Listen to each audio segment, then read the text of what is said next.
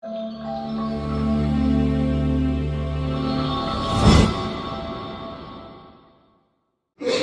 ఈరోజు జై Bharat national party యొక్క రాష్ట్ర మేనిఫెస్టో మరియు ఈ నియోజకవర్గానికి నేను సిటీ ఎమ్మెల్యే అభ్యర్థిగా పోటీ చేస్తున్నాను కాబట్టి రాజమహేంద్రవరానికి ఒక సపరేట్ మేనిఫెస్టో తయారు చేసి మీ అందరితో పంచుకోవాలనేది మా భావన.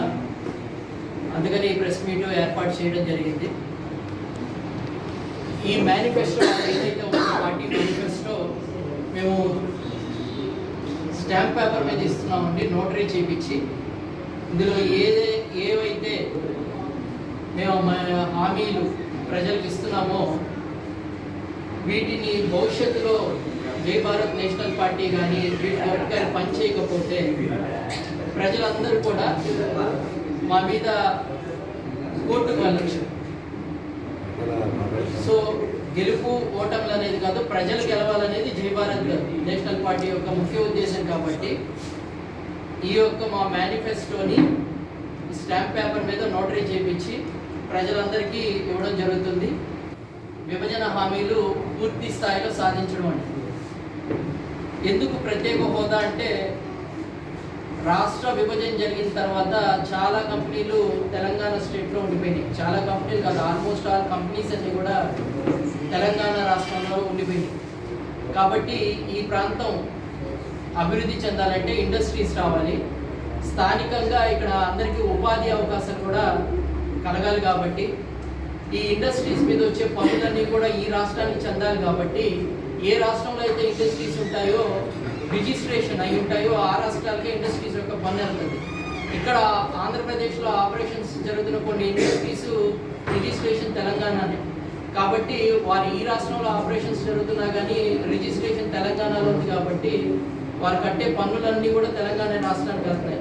కాబట్టి ఈ రాష్ట్రం ఇండస్ట్రియల్గా డెవలప్ అవ్వాలి. కాబట్టి ప్రత్యేక హోదా వస్తే కొన్ని రాయితీలు ఉన్నాయి. ఈ ఇండస్ట్రీస్ ఎవరైతే ఇక్కడికి వస్తారో వాళ్ళు పెట్టే ఎక్విప్మెంట్, ఒకవేళ వాళ్ళకి ఏదైనా భారీ కర్మాగార ఎక్విప్మెంట్ ఉంటే వాటి మీద రాయితీలు కావచ్చు, ఇన్సూరెన్స్ మీద రాయితీలు కావచ్చు, ఇన్కమ్ ట్యాక్స్ మీద రాయితీలు కావచ్చు. ఇవన్నీ బెనిఫిట్స్ ఇవ్వడం ద్వారా వారు ఇక్కడికి వస్తారు, కంపెనీ పడతారు. తద్వారా మనకి ఇన్ఫ్రాస్ట్రక్చర్ పెరుగుద్ది, స్థానికంగా ఉపాధి అవకాశాలు పెరుగుతాయి. దీర్ఘకాలికంగా ఈ రాష్ట్రానికి పన్నులు కట్టే పరిశ్రమలు వస్తాయి. కాబట్టి ప్రత్యేక హోదాని సాధించాలనేది మా మేనిఫెస్టోలో మొదటి పాయింట్. ప్రత్యేక హోదాతో పాటు విభజన హామీలు చాలానే ఉన్నాయండి.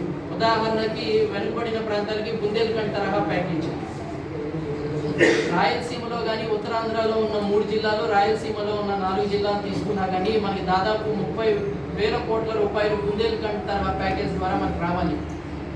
కాబట్టి బుందేల్ఖండ్ తరహా ప్యాకేజ్ ఒకటి కావచ్చు. 10 సంవత్సరాలు అవుతున్నా కూడా పోలవరం పనులు పూర్తి చేయలేదు. ఏవైతే సెంట్రల్ యూనివర్సిటీస్ ఇస్తున్నారో అవి కేవలం 20% వరకే వర్క్ జరిగాయి.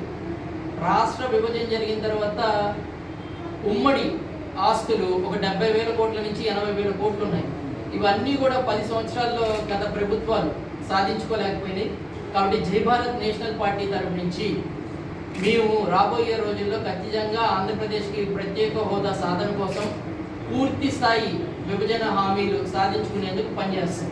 ఇది మా మొదటి పాయింట్ అండి మేనిఫెస్టోలో. రెండోది అప్పు, అవినీతి, డ్రగ్స్, రౌడీయిజం, పర్యావరణ విధ్వంసం లేని ఆంధ్రప్రదేశ్. ఏదైనా ఒక పరిశ్రమకు అనుమతులు ఇస్తున్నప్పుడు పర్యావరణం దృష్టిలో ఉంచుకొని అది పర్యావరణానికి హాని కలిగించకుండా, చుట్టుపక్కల నివసిస్తున్న ప్రజలకు హాని కలిగించకుండా అటువంటి పరిశ్రమలు తీసుకురావాలి. అప్పంటే మనకు తెలుసండి, ప్రతి కుటుంబం మీద ఈరోజు ఆంధ్రప్రదేశ్లో ఉన్న ప్రతి కుటుంబం మీద 5 లక్షల రూపాయలు అప్పు ఉంది. ఒకలాగా రాష్ట్ర చిహ్నం మారిపోయింది. ఈరోజు మనం చూసాం, కొద్ది రోజుల క్రితమే 25,000 కిలోలు ఈస్ట్ ఫర్ కొకైన్ అనేది పట్టుబడింది. అంతకుముందు 62 కంటైనర్లు వచ్చాయి. వాటిల్లో ఏముందో తెలియదు.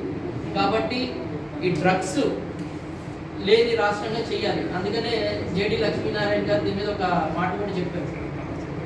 వైజాగ్లో కూడా ఆయన క్యాంపెయిన్ చేస్తున్నప్పుడు చాలా కుటుంబాలు ఆయనకు చెప్పాయంట, మా పిల్లలు కూడా డ్రగ్స్ బానిస అయిపోయారంటే.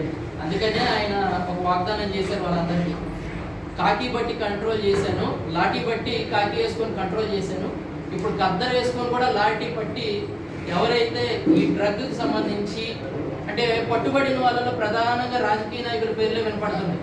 ఎప్పుడు ఎక్కడ ఏ కేసు జరిగినా ఏదో ఒక రాజకీయ నాయకుడికి లింక్ ఉంది అన్న వార్తలే వస్తున్నాయి. కాబట్టి ఖచ్చితంగా దీన్ని సీరియస్గా తీసుకోవాల్సిన ఇష్యూ. కాబట్టి అప్పు, డ్రగ్స్, రౌడీయిజం, అవినీతి లేని, పర్యావరణ విధ్వంసం లేని ఆంధ్రప్రదేశ్ని మేము చూడాలనుకుంటున్నాం. అది మా మేనిఫెస్టోలో 2వ పాయింట్.